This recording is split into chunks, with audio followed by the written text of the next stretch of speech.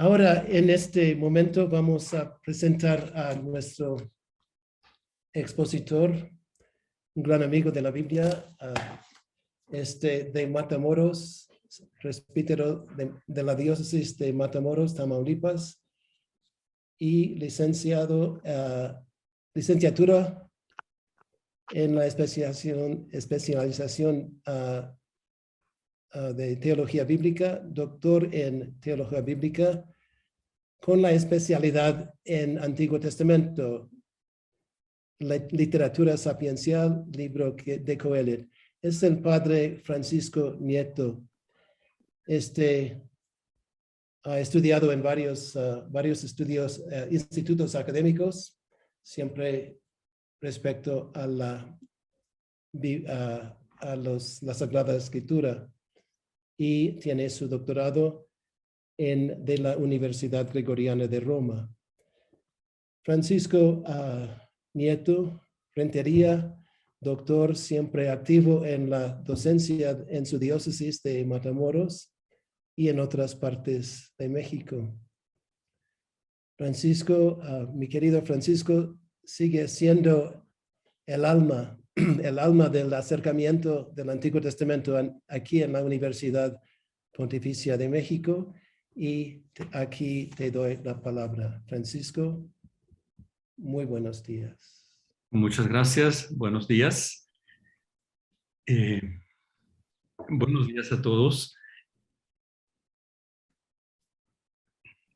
Vamos a compartir pantalla, creo. Sí. Agradezco la posibilidad para compartir pantalla.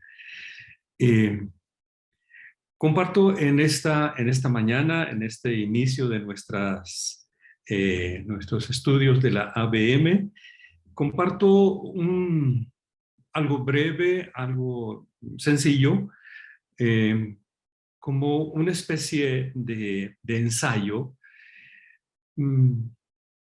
del libro de Coelet, que ha sido objeto de interpretaciones muy variadas, hasta encontradas entre sí, que sigue siendo un texto que conserva su dosis de conflicto en la interpretación.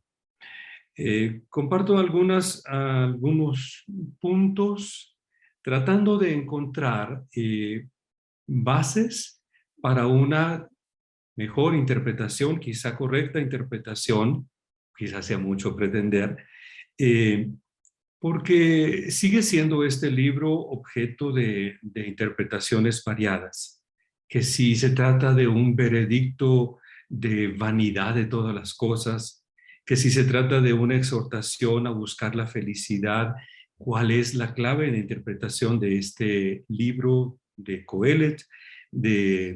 ¿Cuál es la teología propia de esto? Se trata, pues, lo que les presento, de un intento de identificar un punto de partida, percibiendo la comprensión que tiene el propio Coelet del ser humano, preguntando si sigue la teología de la creación, la misma que subyace en los libros sapienciales, como en el libro de Proverbios y en el libro de Job en líneas generales, o si cambia de alguna forma el modo de interpretar al ser humano, lo cual cambiaría también el modo de interpretar su teología y sus planteamientos fundamentales. Este breve ensayo quizá pueda ayudarnos a percibir matices propios y entonces orientarnos a la interpretación. Comparto pantalla para esta exposición.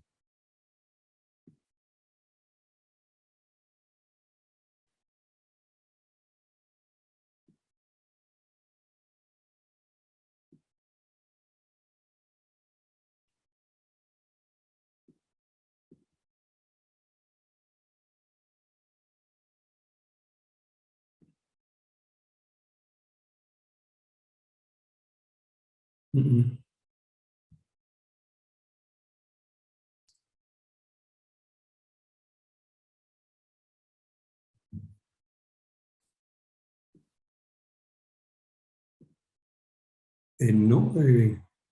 Listo, ya vemos la pantalla. Sí, pero Un momentito, por favor. A ver, ¿puedo disponer, digamos, manejar yo esto o solamente? Sí, adelante. Usted tiene el control de manejar su pantalla. Ok.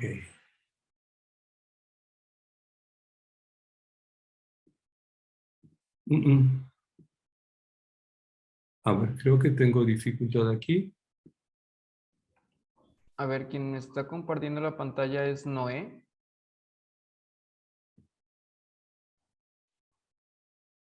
Mm, Ya, a ver, usted, Francisco, usted nos bien. puede compartir ahí, darle compartir pantalla. Ok, perfecto. Gracias.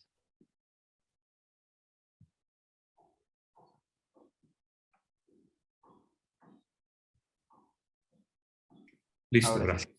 Sí. Ok, ya estamos. Parto de una expresión del propio Coelet, que él dice sencillamente en una especie de recapitulación, se sabe qué es el hombre. Vamos a tratar de buscar qué es lo que dice, qué se sabe, qué es lo que dice él de qué es el hombre. Intento buscar y rastreando algunas coordenadas de la antropología de Coelet. Una primera coordenada tiene que ver con la creación. El ser humano es parte de la creación. Su vida se despliega dentro de los parámetros del ritmo regular de la naturaleza, de sus movimientos y de sus tiempos. Eso lo encontramos desde el principio. La primera parte del libro de Coelet, que tiene como eje fundamental la ficción salomónica, esto que encontramos en el capítulo, entre el capítulo 1, versículo 12 y capítulo 2, versículo 26, está enmarcada por dos poemas que enfatizan esas dimensiones de la vida. El ser humano es parte de la creación y comparte sus ciclos y sus ritmos, que incluyen movimientos. Esto lo encontramos en el capítulo 1, versículos 4 al 11, y que incluye tiempos. Capítulo 3, versículos del 1 al 8. En medio está esta llamada ficción salomónica, donde el sabio se hace preguntas fundamentales y trata de encontrarle respuesta a estas preguntas fundamentales. En cuanto parte de la creación que comparte sus ciclos y sus ritmos, en cuanto parte de la creación, la primera constatación se refiere a las generaciones que vienen y van frente a la tierra que permanece siempre. Una generación se va, otra llega, la tierra siempre permanece. Las observaciones acerca del sol que sale y se pone, del viento que va y viene, del agua que fluye en los ríos hasta el mar, y sin embargo el mar nunca se llena, ayudan a ubicar al ser humano que siempre es nuevo pero el mismo, que llega en una generación nueva, pero al mismo tiempo se va en la antigua. La observación de los movimientos de la naturaleza en ciclos que se repiten ayuda a percibir los procesos humanos. Las cosas cansan, pero no por eso se suspenden. El ojo no se sacia de ver ni el oído de oír. Así que resulta lógico que lo que fue, eso será. Lo que se hizo, eso se hará. Resulta claro que no hay nada nuevo bajo el sol. Alguien puede pensar que las cosas son nuevas, pero en realidad aún eso ya existió en los tiempos anteriores a nosotros. Todo pasa, de tal forma que así como nosotros ignoramos lo que hizo la generación anterior, los posteriores no guardarán memoria de lo que hacemos ahora nosotros. En cuanto parte de la creación que vive en el tiempo y experimenta que a cada cosa le corresponde un momento oportuno, Nos toca ubicarnos en el ir y venir de las cosas, empezando con un dato inicial. La humanidad permanece como tal, pero a los seres humanos en cuanto a individuos nos ha tocado nacer y tenemos que morir. La dimensión temporal es inexorable. Así como llegamos, nos tendremos que ir. Eso es inevitable porque hay un momento para todo. Cada cosa tiene su tiempo bajo el cielo. Dentro de esos extremos, nacer y morir, permanece la tarea de identificar el tiempo apropiado para cada cosa, para plantar y arrancar lo plantado, para destruir y edificar, para hacer duelo y danzar, para buscar y perder, para abrazar y abstenerse del abrazo, para guardar y tirar, para rasgar y coser, para callar y para hablar, o para amar y para odiar. Esa tarea de identificar el tiempo apropiado para cada cosa, por cierto, es tan necesaria como ardua. Por una parte, si no identificamos el momento oportuno, nos perdemos la oportunidad en cuestión y fallamos en la búsqueda de ser felices. Necesitamos identificar y aprovechar el momento apropiado, porque Dios tiene para cada cosa, tiene el momento oportuno. Dios todo lo ha hecho bueno a su debido tiempo. Y también ha puesto el sentido de lo eterno en el corazón de los humanos.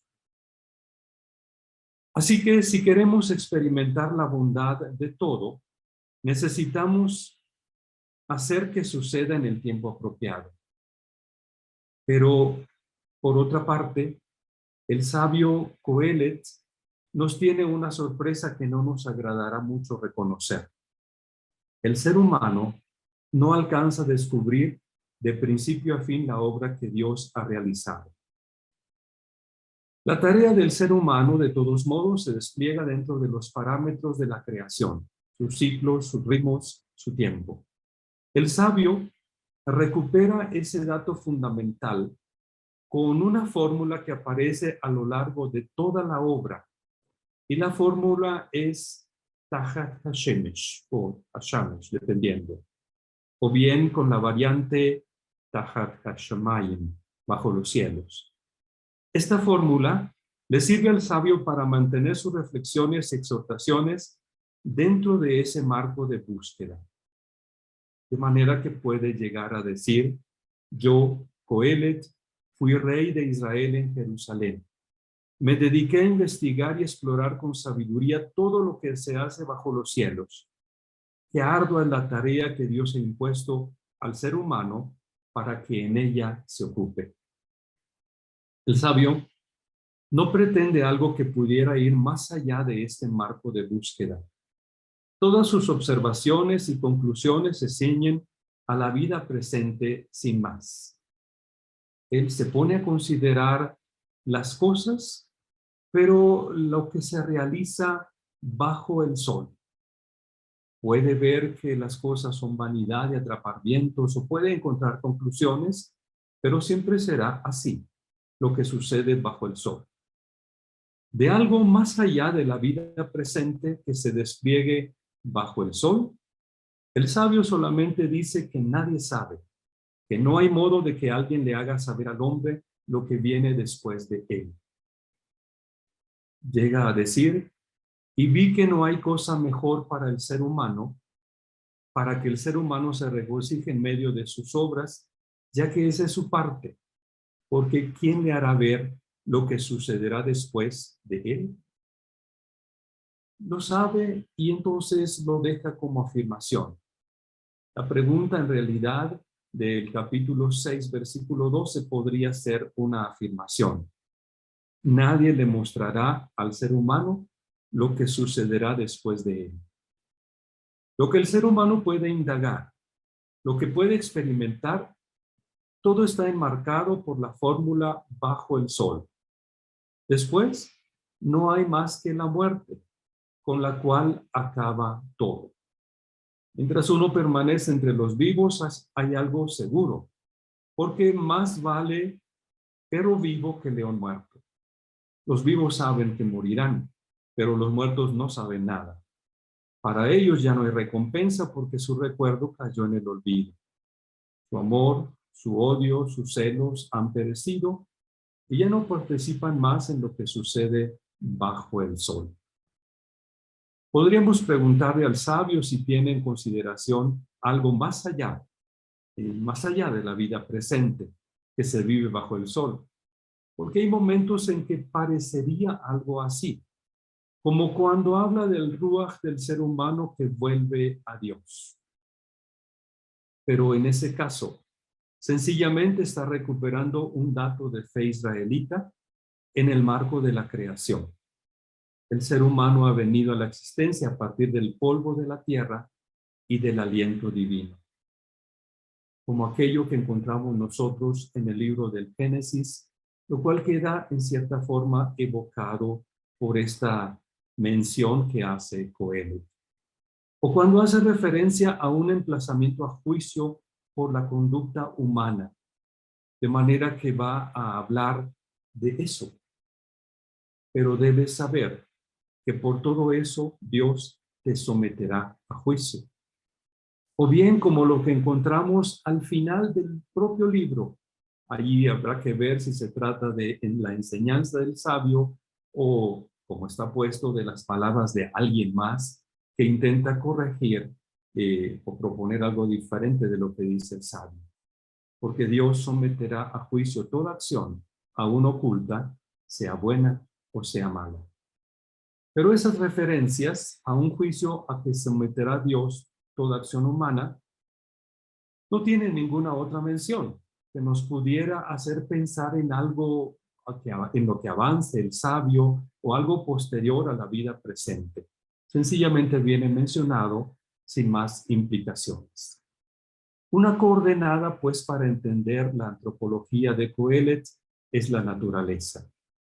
Una más, parte de la naturaleza, pero considerada de modo particular, es la muerte.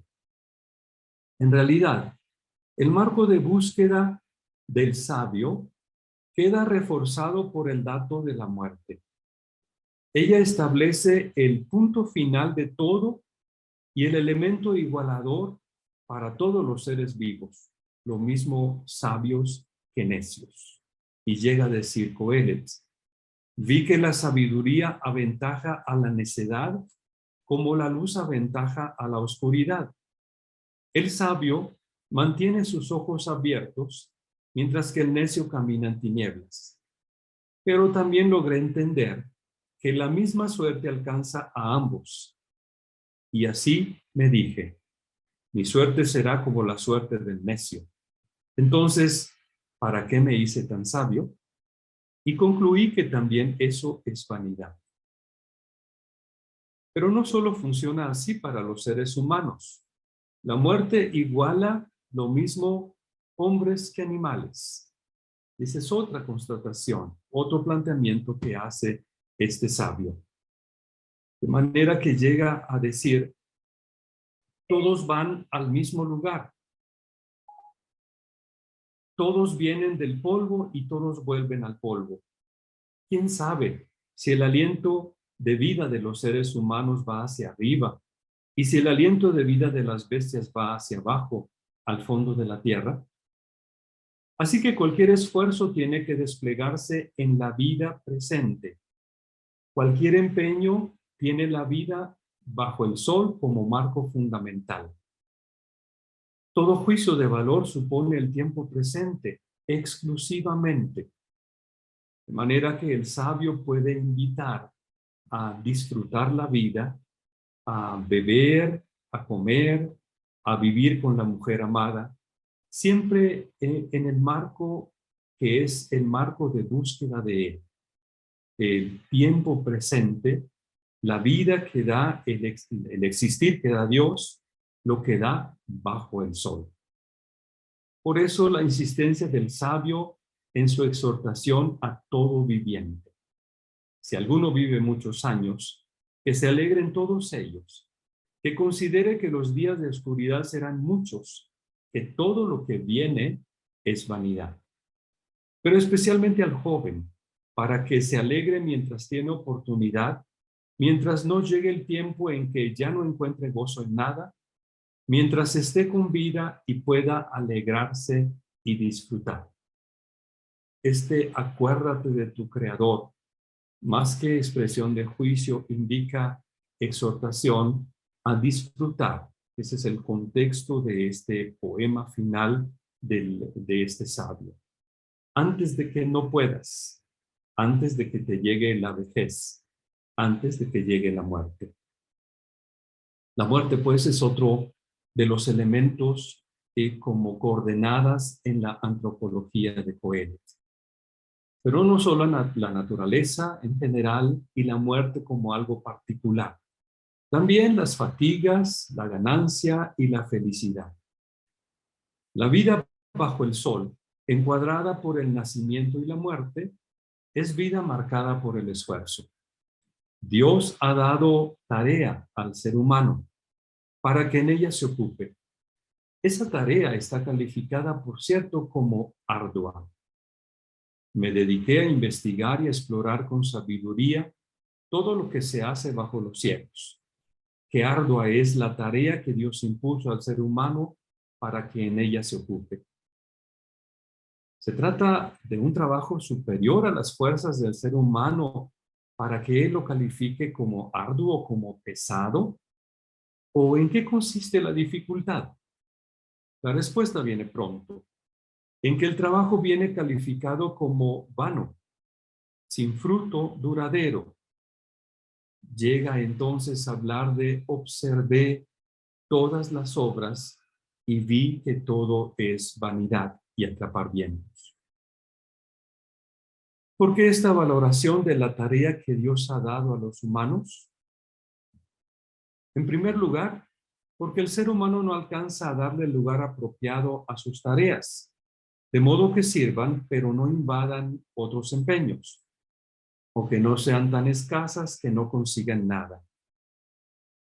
Puede ser que alguien rebase la medida de su tarea y lo único que logra es dolor y penar, como el propio sabio que, presentándose como el rey Salomón, hace un balance de sus esfuerzos por adquirir sabiduría y ciencia más que cualquiera. Y llega entonces a decir, me dije para mis adentros, mira que he logrado y acumulado sabiduría más que todos mis predecesores en Jerusalén. He adquirido gran sabiduría y ciencia. Me dediqué completamente a conocer la sabiduría y la ciencia, la locura y la necedad. Y comprendí que también eso es atrapar vientos, porque donde abunda la sabiduría, abundan las penas. Y quien acumula ciencia, acumula dolor. Puede ser que alguien supere a todos en obras, en riquezas, en poder, a partir de una carga de fatiga considerable. Pero al final, se tendrá que dar cuenta de que no queda nada duradero de todo ese enorme esfuerzo. Y tendrá que reconocer que todo es vanidad y atrapar vientos. Como aquello que constata en el capítulo 2, versículo 11, después de todos sus esfuerzos. Puede ser que alguien piense que, aunque él no disfrute nada de su enorme esfuerzo, por lo menos su sucesor lo hará. Pero también entonces no puede estar seguro de que eso sucederá. Y ese pensamiento convertirá en absurdo todo su enorme esfuerzo y detestable el fruto de sus fatigas. De manera que puede afirmar el sabio, he detestado la vida porque me parecían malas las obras que se hacen bajo el sol, ya que todo es vanidad y atrapar vientos. Detesté el fruto de todas las fatigas con que me fatigué bajo el sol, porque tengo que dejárselo a mi sucesor, y quién sabe si será sabio o necio. Por eso viene el desánimo ante tanta fatiga sin sentido, ante tanta pena y aflicción que supone la tarea que Dios ha encomendado al ser humano sin aparente fatiga o sin aparente beneficio para quien se fatiga. Por eso el sabio mismo lo constata. Y dejé que el desánimo envolviera mi corazón por todas las fatigas con las que me he fatigado bajo el sol. Porque si hay alguien que se fatiga con sabiduría, ciencia y destreza, pero tiene que dejar su parte a uno que no se fatigó para tenerla, eso también es vanidad y un grave mal. Peor todavía, cuando la vida queda marcada por el esfuerzo sin fin, sin siquiera alguien a la vista que lo vaya a disfrutar. Eso todavía más resulta tarea absurda. Un hombre solo, sin sucesor, sin hijos ni hermanos, pero con una avidez que no tiene límite y unos ojos que no se sacian de riqueza. Eso también es vanidad y tarea absurda. El otro extremo está en no fatigarse en absoluto, pero tampoco eso tiene sentido.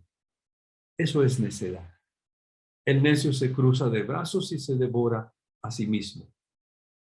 Por los brazos cruzados se desploman las vigas del techo y por las manos caídas la casa tiene goteras. Así que habrá que buscar el punto medio para cumplir la tarea que Dios ha impuesto al ser humano, pero experimentándola como algo que vale la pena. Llega a decir el sabio, entonces, más vale llenar un puñado con tranquilidad que 2 puñados llenos de fatiga y atrapar vientos. En todo caso, los extremos conducen a la autodestrucción y no se trata de eso. No seas demasiado justo ni te tengas por muy sabio. ¿Para qué arruinar tu vida? No seas demasiado malo. No te conviertas en necio. ¿Para qué morir antes de tiempo? Es mejor mantener una cosa, pero sin soltar la otra de la mano. Al que honra al Señor, todo le sale bien. Desde el principio quedó planteada la pregunta por la ganancia de las fatigas, pero muy pronto vino la respuesta a partir de la experiencia.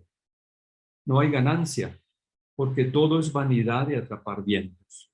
Nada permanece, todo es pasajero. Por lo cual brota otra pregunta de modo espontáneo. Y entonces, ¿qué sentido tiene la tarea que Dios ha impuesto a los seres humanos si no pueden obtener ganancia permanente de esa tarea?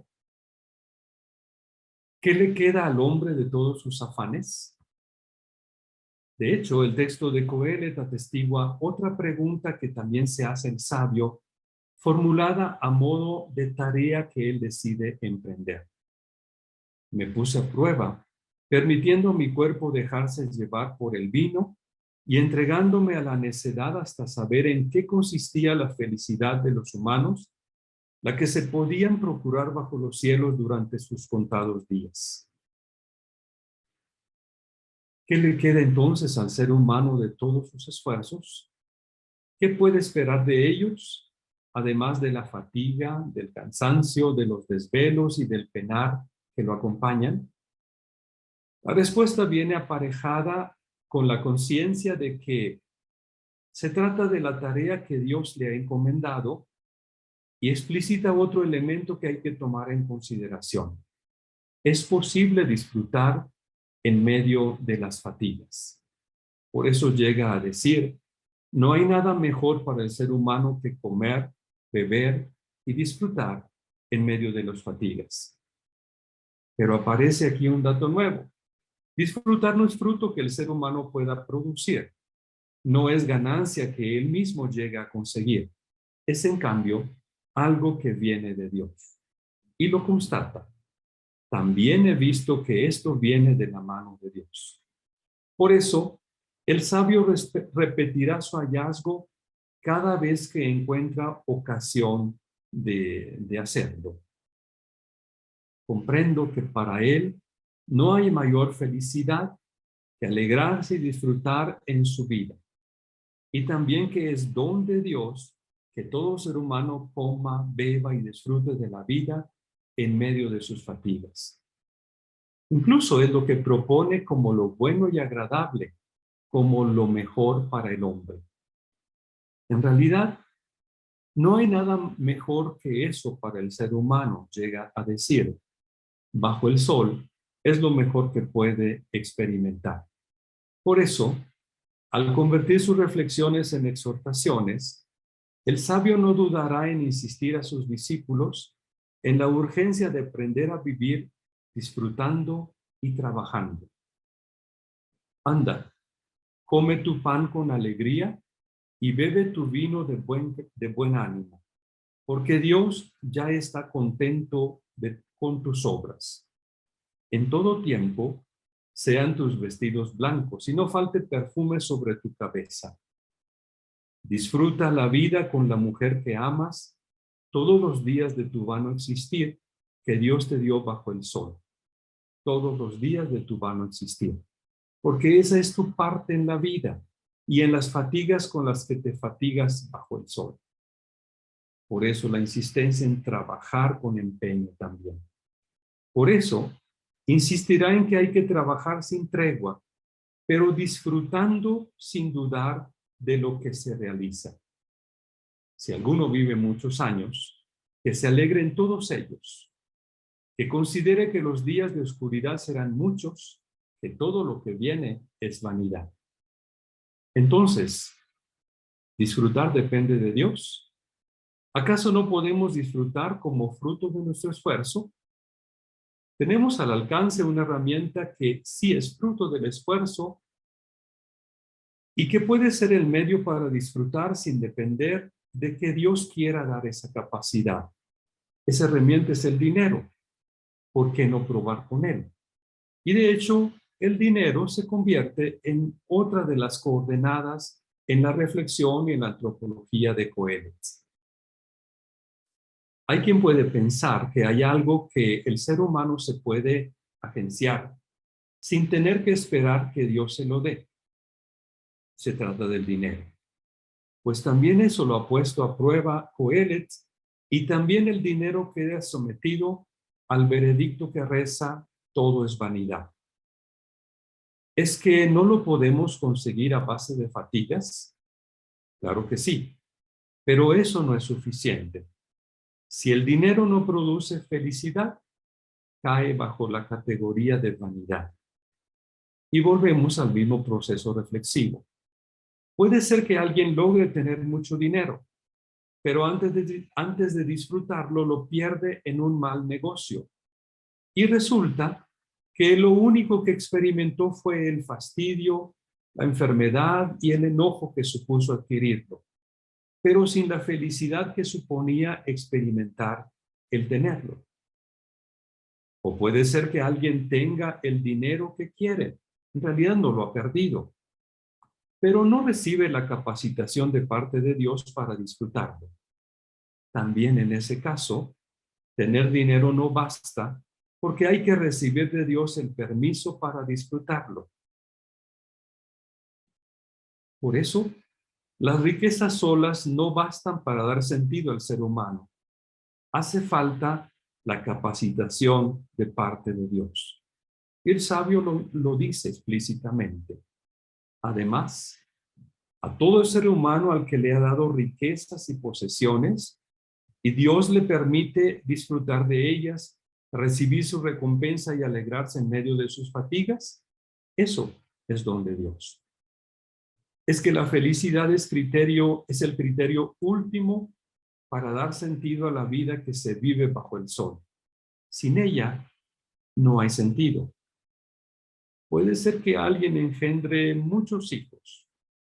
Puede ser que alguien tenga una vida larga. Puede ser que alguien llegue a tener mucho dinero.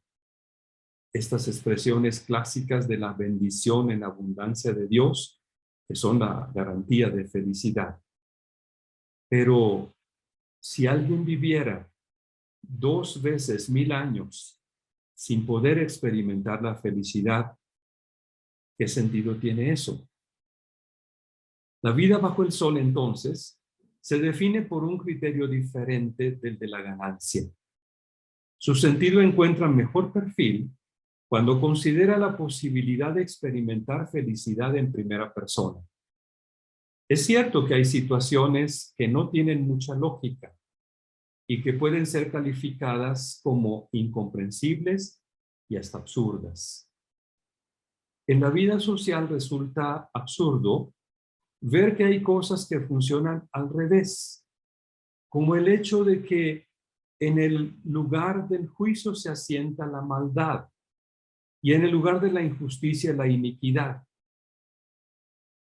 Resulta absurdo ver el orden social puesto de cabeza, como cuando la necedad es colocada en puestos elevados, mientras que los ricos ocupan lugares humildes.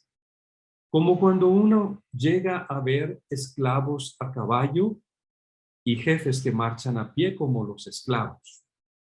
Pero nadie ha dicho que nuestro mundo sea perfecto. No tiene mucho sentido, como cuando nos damos cuenta que hay cosas que podrían haber sido mejores si hiciéramos caso a los sabios, pero tenemos que reconocer que es mejor sabiduría que fuerza, pero la sabiduría del pobre se desprecia y nadie pone atención a sus palabras. No tiene sentido ver que hay quien obra el mal y no llegue para él el castigo por sus faltas, porque el mal realizado y no castigado hace que los que ven eso se llenen de ganas de hacer el mal. Resulta incomprensible incluso el modo de hacer las cosas de Dios mismo, cuando el mal realizado y no castigado nos hace reconocer que Dios no se rige por los criterios que nosotros suponemos que deben regirlo. Es absurdo que el pecador cometa el mal 100 veces y sin embargo siga viviendo. Porque yo tenía entendido que les iba bien a los que honran al Señor, ya que lo respetan, pero que al malvado no le iba bien, ni podía alargar sus días como una sombra porque no honra a Dios. Pues el sabio llega a decir que se trata de eso, de un absurdo que sucede bajo la tierra, pero es una realidad.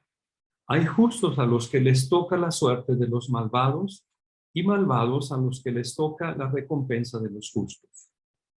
Eso es un absurdo. Y entonces tenemos que suponer que nuestros conceptos de Dios son reducidos e insuficientes. Que pensar que Dios hace trabajar a los malvados para bendecir a los justos es pretensión inútil de controlar sus acciones. La vida supone, pues, una serie de situaciones que no tienen mucha lógica y que podemos calificar como incomprensibles y hasta absurdas. Sin embargo, eso no elimina el sentido de vivir. Al contrario, la ruta está bien trazada. Cumplir la tarea que Dios nos ha marcado sin pretender ganancias que no nos corresponden, recibiendo en ellas, en cambio, la posibilidad de ser felices como regalo que Él nos concede. No nos toca a nosotros indicarle a Dios lo que quisiéramos que Él hiciera. A fin de cuentas, nosotros vivimos dentro de las coordenadas espacio-temporales. Nuestra vida es la de aquel que vive bajo el sol, mientras que Dios está en el cielo. Y eso es conveniente no olvidarlo. Lo mejor que podemos hacer es aprender a honrarlo, a honrar a Dios, cumpliendo la tarea que nos ha encomendado y recibiendo la dosis de felicidad que Él mismo nos concede en el desempeño de esa tarea encomendada. Lo demás caerá bajo la categoría de vanidad. Recapitulando, podemos recuperar algunos rasgos del concepto de ser humano que encontramos en la enseñanza de Coelet. El ser humano es, en primer lugar, parte de la creación. En cuanto criatura, está sometido a los movimientos y tiempos de la creación entera, pero es criatura en libertad para tomar las decisiones que considere pertinentes, libre para elegir una vida marcada por la sabiduría o por la necedad, y al mismo tiempo consciente de que en su decisión quedan trazadas las consecuencias que tendrá que asumir. En cuanto parte de la creación, el ser humano tiene tarea dada por Dios, y el desempeño apropiado o inapropiado, sabio o necio de esa tarea traerá entonces las consecuencias que vendrán. Para Coelet, el ser humano es un ser en proceso. Tiene capacidad de conocer y busca siempre conocer más, pero nunca logra conocer completamente. Hay cosas que no sabe, por más que diga saberlas, inclusive aunque el sabio lo diga, en realidad no sabe todo y no logrará saberlo todo. Puede buscar, aprender, ganar, pero todo eso lo experimenta como insuficiente, dejándole la sensación de hastío y vacío si se queda solamente con eso. Puede disfrutar, pero no por capacidad propia, sino como regalo. Tiene que reconocerse como un ser necesitado de otros y necesitado particularmente de Dios. En realidad, el concepto de ser humano de Coelet está en sintonía con los relatos de la creación que leemos, por ejemplo, en el libro de Génesis. Tomado del polvo de la tierra, pero con el aliento divino que lo hace ser viviente. Capaz de grandes obras, pero al mismo tiempo necesitado de los demás en el despliegue de su vida, de la mujer amada en la experiencia de felicidad, de Dios en todo momento. Por cierto, frente a él no puede argumentar porque Dios está en el cielo y el hombre está en la tierra. El ser humano, pues, es para Coelet un buscador incansable, aunque siempre insatisfecho.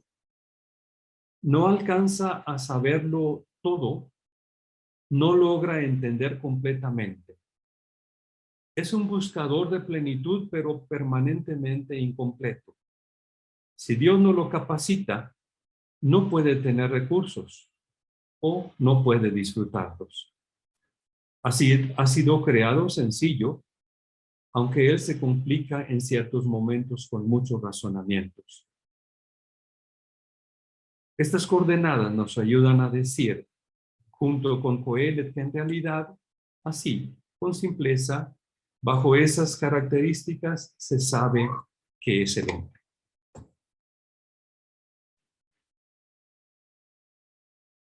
Pues muchas gracias. Esta es una pequeña una presentación de una serie de breves reflexiones tratando de encontrar coordenadas de esta antropología de Coelet que quizá pueden ayudar para entender la interpretación de todo el libro. Gracias.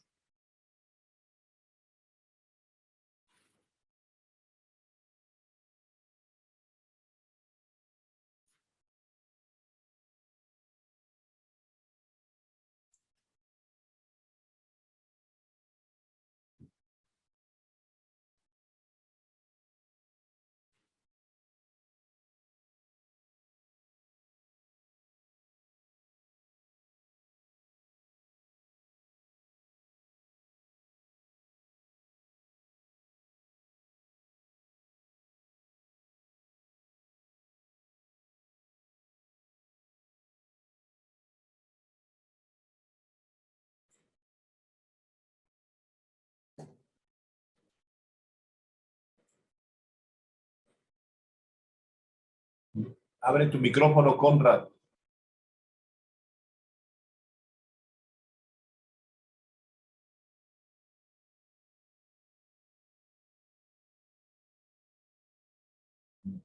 No se escucha tu micrófono, Conrad, ábrelo.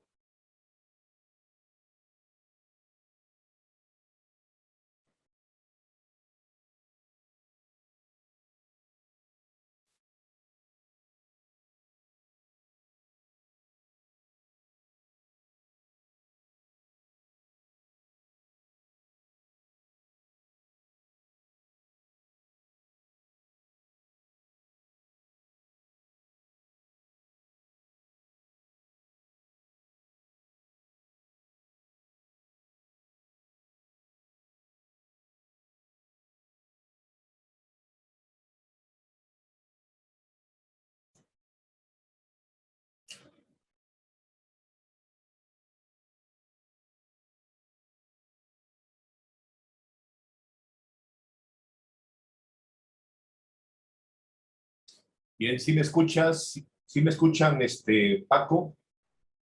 Francisco Nieto, ¿me escuchas?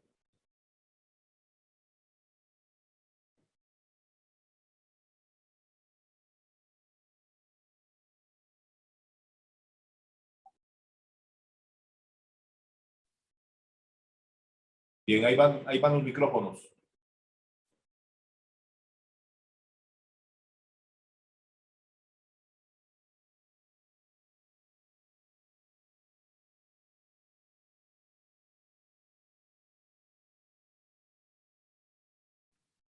Listo, quien guste participar ya puede Bueno. habilitar su micrófono. Aquí estamos, gracias. Francisco, no sé qué pasó con el audio. Aquí no me dieron entrada y no vamos a repetir esta Se durmió el paso. Gracias. Entonces, Francisco, gracias por una pues muy amena exposición.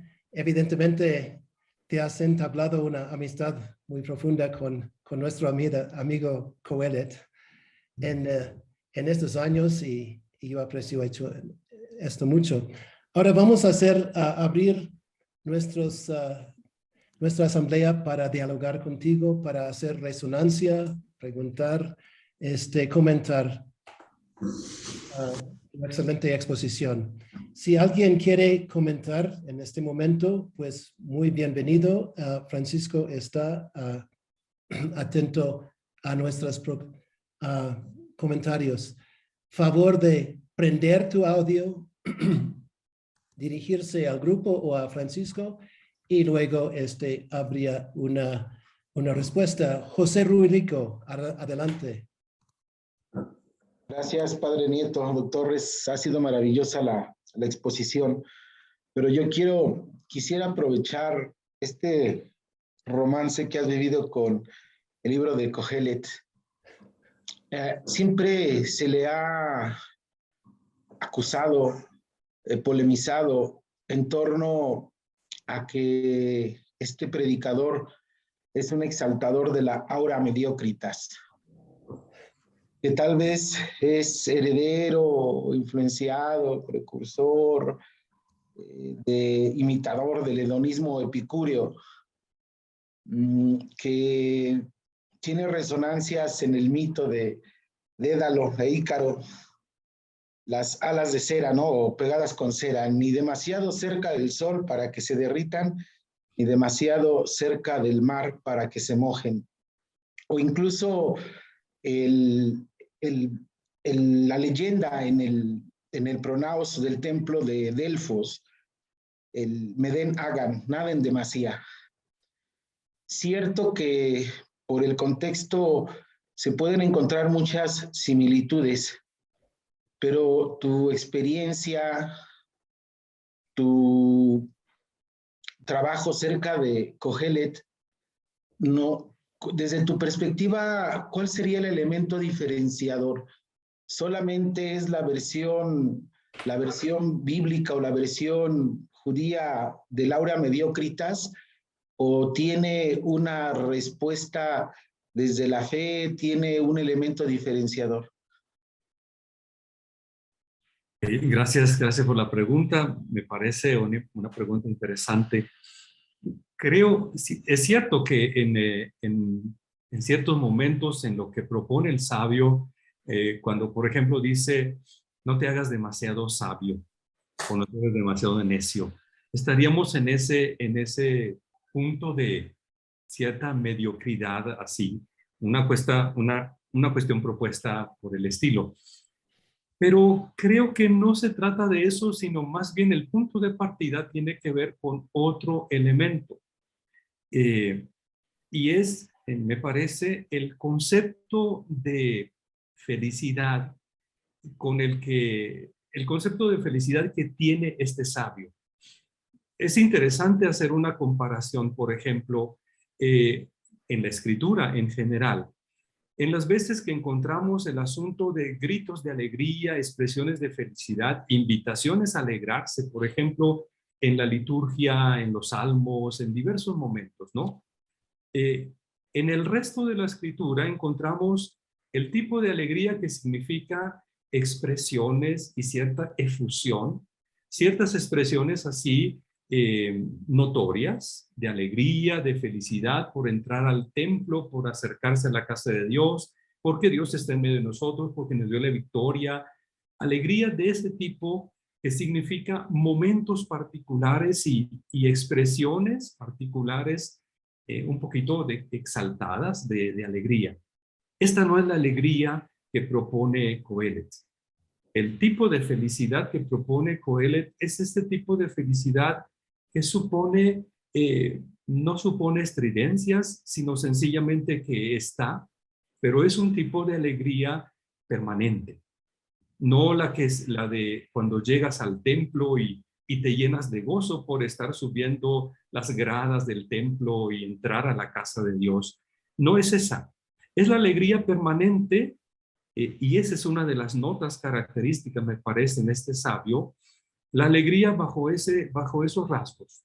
No supone expresiones de ningún tipo, de ninguna estridencia, ninguna cosa, sino algo que el sabio reconoce está presente, puede estar presente todos los días, toda la vida, tan frecuente, tan constante como comer y beber, tan posible como trabajar. Y allí mismo se experimenta la felicidad. Entonces, creo que parte del concepto de alegría, más que de préstamos de literatura de otro o de cuestiones de otro estilo, sino parte del concepto de alegría es lo apropiado, me parece. Muchas gracias. Por nada. Muy bien. ¿Alguien más para responder o hacer resonancia con Francisco Nieto? Con toda confianza, prende el audio.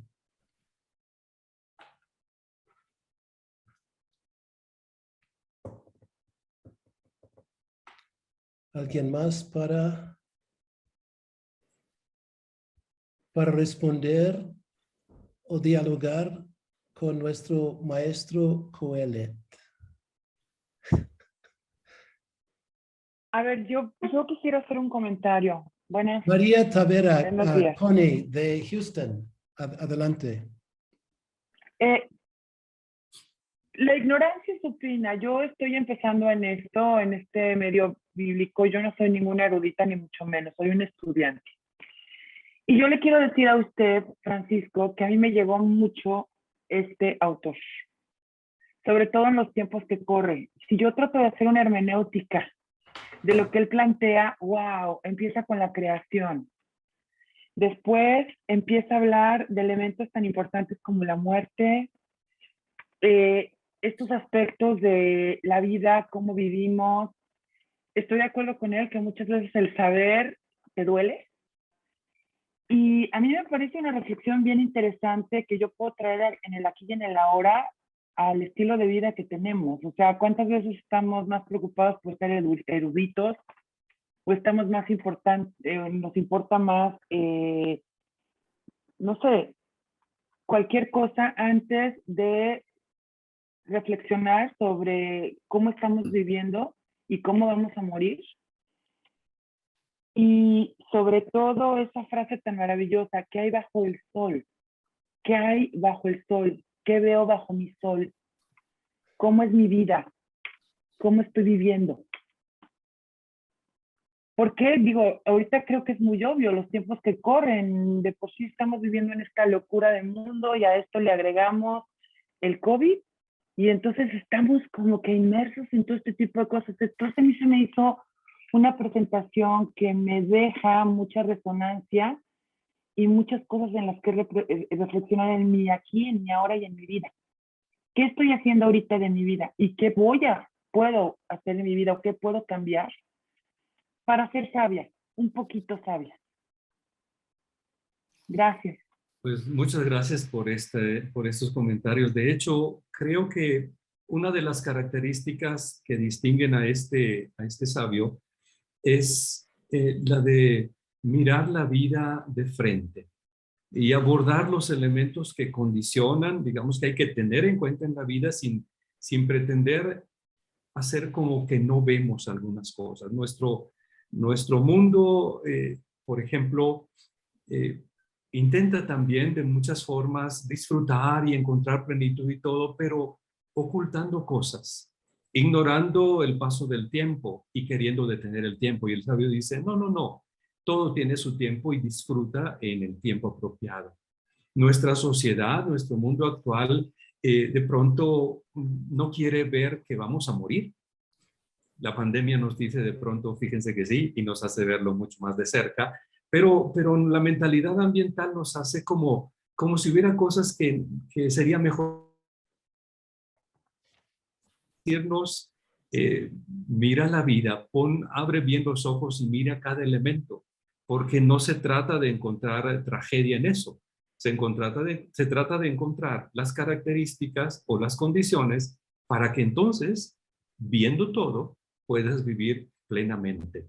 Y además, no como fruto de algo que puedes producir tú, sino, y esa es otra característica del tema de vivir la vida de este sabio, que la vida se vive en plenitud no como fruto del propio esfuerzo, sino como regalo de Dios. Esa es una de las insistencias que tiene. Muchas gracias por esos comentarios. Gracias, Connie, por la intervención y Francisco por la respuesta. ¿Alguien más para dirigirse? Sí, usuario, no conozco tu nombre. Padre Francisco, qué gusto escucharle nuevamente, Padre Francisco. Soy el Padre Constantino de Papantla Constantino, y sí. acá estamos trabajando la reconstrucción del tejido social. Y esta exposición que nos ha compartido sobre la obra de Coelet arroja muchas luces sobre este tema que acá se está trabajando, que es el asunto de la dignidad humana. Entonces lo percibo como complementario con la exposición del padre Lugo y que en nuestro plan diocesano de pastoral nos arroja bastantes luces sobre esta comprensión del ser humano, su ser, su existir y su final a la luz de esta exposición que nos ha compartido. Creo que es, la noto así, de una aplicación pastoral bastante asertiva, al menos para nosotros, y espero lo sea para todos los participantes en esta 23 asamblea, y en lo personal me anima a seguir prestando este servicio de coordinar la animación bíblica de la pastoral. Creo que la visión del ser humano bueno, al menos no lo había yo visto desde esta perspectiva de la teología de Coelet, y el ver que está en una sincronía con el libro del Génesis, porque nosotros estamos partiendo en los talleres de pastoral bíblica precisamente del libro del Génesis en cuanto al tema de la dignidad humana, el hombre como criatura de Dios, dependiente de él, necesitado de él, y creo que esta parte vino a complementar el servicio que estamos llevando a cabo aquí en la animación bíblica de la pastoral en Papantla. Gracias, Padre Francisco Nieto, por escucharlo nuevamente. Pues muchas gracias, Padre Constantino. De hecho, la La teología de este sabio está muy en sintonía con la teología en la Escritura. Y una de las características, una más de este sabio, creo, es la ayuda que ofrece para decirnos, simplificando, ubícate, para ubicarnos como parte de la creación y como parte de la creación, entonces caminar buscando el lugar que nos toca allí, el lugar que Dios nos ha asignado.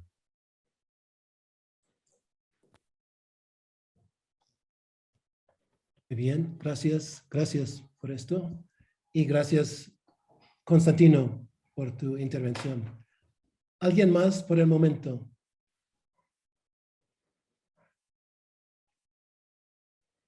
En esta hora, después de, pues algunos de nuestros miembros y participantes han tenido clase, entonces gusto ver, dar la bienvenida a Andrés García y a Tanis. ¿Cómo estás? Bien, espero que estés bien, mejor de salud. José de Luna, Jocelyn Rascón nos entró desde Ciudad Juárez, no, de Cuauhtémoc. Padre Esteban, Conrad, ¿sí? de Colima, Jerónimo Arellano, saludos. Excelente, muy bien. Gracias, Salud. Padre Conrad, estoy Sí. saboreando. Muy bien. Gracias. Esteban, ¿qué tal? Esteban de Tamaulipas, también estás con nosotros, con tu diocesano, Padre Polo de Altamirano, Sebastián de Puerto Escondido y Atsu de, sí, Verbita, aquí de la Ciudad de México, y hermana Socorro, ya entraste y vamos a ver más de ti esta tarde en tu ponencia, hermano Rosario, y qué gusto verte, Ricardo Aguilar, mucho gusto estar con ustedes. Son las 15 para las 12.